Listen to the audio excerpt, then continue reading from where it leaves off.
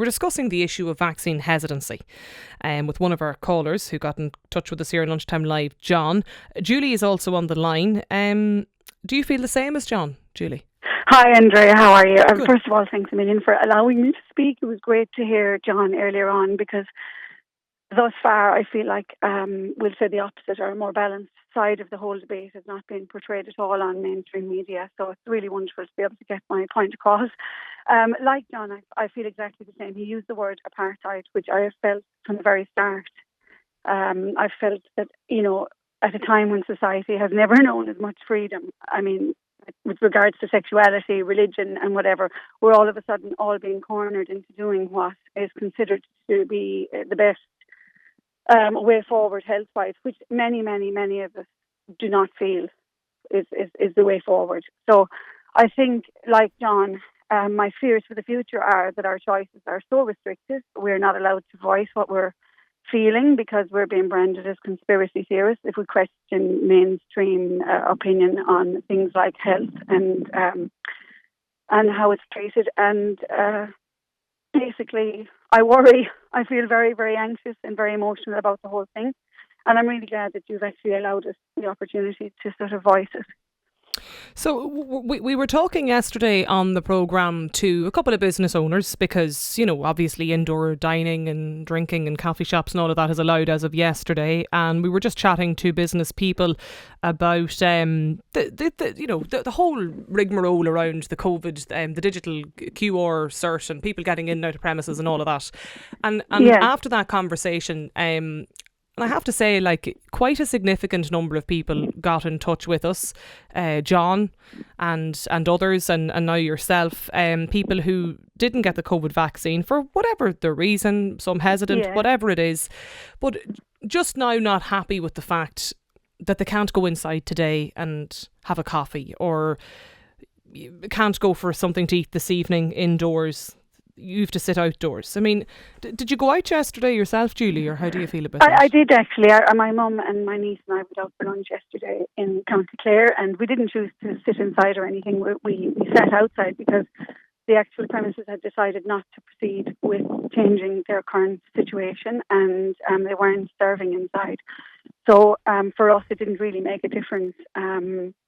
But I think maybe you mentioned something yourself, Andrea, that you went for coffee yesterday, and because you haven't received your second vaccine, that you were quite content to sit outside. That's a great place to be, because you are choosing, you have your choice, and you've chosen, your way forward, which is absolutely brilliant, and I've got nothing to do with it. But to be told that I cannot sit with other people because I have made a choice for my own health and taken responsibility for my own health in the best way that I can, as an informed person and as a person who's been fortunate enough to have a background in holistic medicine and lots of travel. I just don't get it. It's not good. It's not good. It segregates. And just as John said, the word apartheid, it's inequality. Complete and utter inequality.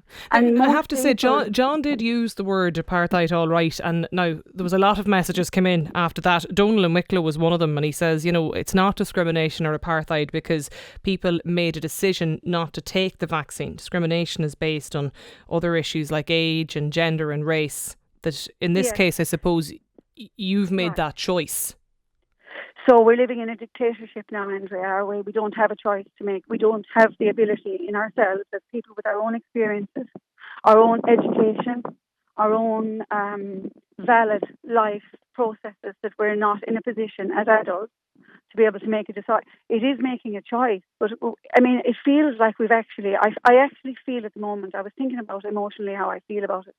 I feel like I'm living in some communist state or some dictatorship where unless you actually just regurgitating the narrative, you are a person that's a threat to society, that's irresponsible, a conspiracy theorist, all of these things. And I just think it's not a good way forward. There are many people like me, and there are many people who have taken the vaccine purely and only, not for health reasons, purely and only to return to normality, and that's not a valid reason. Now, I have to say as well, people, there's the overwhelming evidence and scientific evidence as well, and evidence from health professionals too around that. And sometimes I suppose what's being questioned, Julie, is actually where people are sourcing their information from. Just stay with us because I want to bring in John too. John has got in touch with us and John is on the line. John, I didn't want to ignore the messages coming in because I do ask people to get in touch with us here on Lunchtime Live and to share their views, and that's exactly what people have done. So I think people have a right to be heard. But I've talked to you here previously in Lunchtime Live around concerns around vaccine hesitancy. Yeah. What do you say today now when you hear this? Well, first of all, thanks for the opportunity. And listening to Julian, I can understand the anxiety and the emotional distress. But I think this conversation, is several months, if not more, premature. We have to understand that we're in the middle of a pandemic where lives have been lost and lives have been hugely impacted by COVID-19. And at the moment, society as a whole is trying to manage the pandemic. It's trying to gradually reopen. And at this point in time, the vaccination programme is such that it means that presently there has to be repercussions if someone chooses here and now to make a decision not to vaccinate either themselves or their children. Now, in several months' time or perhaps longer, I'm not sure, but further down the line, if we had a conversation where we had approached herd immunity, where society was safely reopening based on the fact that the vast majority of the adult and perhaps child population are vaccinated, then we could have a discussion about medical apartheid or, the repercussions of something being forced upon someone that they could not go into a premises to have a drink or a bite to eat or whatever the case may be. But we're not there. There are still people in intensive care. There are still people dying. There are still people isolating. There has to be repercussions. And one of the repercussions now, we know that this won't last. There will come a point in time where it will be safe for people that remain perhaps unvaccinated to go back into a premises. So I don't take at all the argument. I don't agree with the argument when dictatorships are mentioned and apartheid are mentioned. I think to mention, those in the context of this conversation, I think is way over the top and fosters a conversation that we don't need to go. We don't need to go there. Ultimately, we're trying to work together to get on top of this, to allow everyone to partake in society again. Julie, you're still with us too. Yes. Over the top. No, I've got 2 points to make based on the gentleman. Is it John, the gentleman? John, yeah. Yeah, first of all, you mentioned overwhelming scientific evidence. First of all, vaccinations come in. Viruses go through cyclical phases and cyclical highs and cyclical lows once they are introduced into a community. So vaccines are developed, and it usually takes 2 to 3, 4, 5 years for a vaccine to be developed. So the vaccine is introduced at a natural downturn of the cycle. This is a known fact taken straight from the Lancet. Okay, I don't have the actual article in front of me. I studied a number of years back. It's been part of my studies for numbers of years. I'm not just plucking pieces of information out of the blue. I don't think it's over the top to say that. The second thing that John mentioned was that we need to achieve herd immunity. How does he know that we're not already there? I mean, we are already. There are so many cases supposedly every day.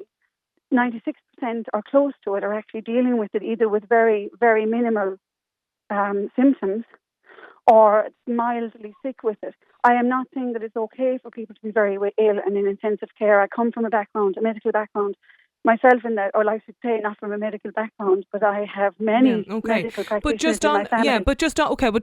To leave that all for one side. We haven't already heard. Okay, I just need to ask Andrea. I'll ask the question. Can I just ask you, Julie? John made the point that there's lives lost as a result of COVID, lives changed, businesses lost, businesses that are now trying to reopen. And I spoke to one businessman here, Shane, earlier in the show, and this is just an option that's being presented. Nobody has to go out for coffee. They don't have to go out for dinner. But if people choose to use John's word, he talked about this is one of the repercussions of this now, that they feel the safest way to do this is to allow those vaccinated indoors and not. And I suppose the message is coming into us here on the News Talk text line today now, and while chatting to yourself and John here, is that if you've made this choice to not do this, and therefore this is the repercussion, is that now you can't have your lunch indoors, today or tomorrow, and that might change in the future, but just not today. I understand that, Andrea, but I think you're losing the point of what I just said. I feel like as if modern medicine and scientists have basically taken over where the church left off. That basically, unless you conform, Andrea, I'm a 51-year-old woman who very, very fortunately has been able to travel the world for 25 years through my job and been able to expose myself to lots of other holistic medicines that have been very, very effective in the treatment of my own children and my father through his experience of cancer. So I'm speaking personally from my own experience, and I'm actually giving you facts.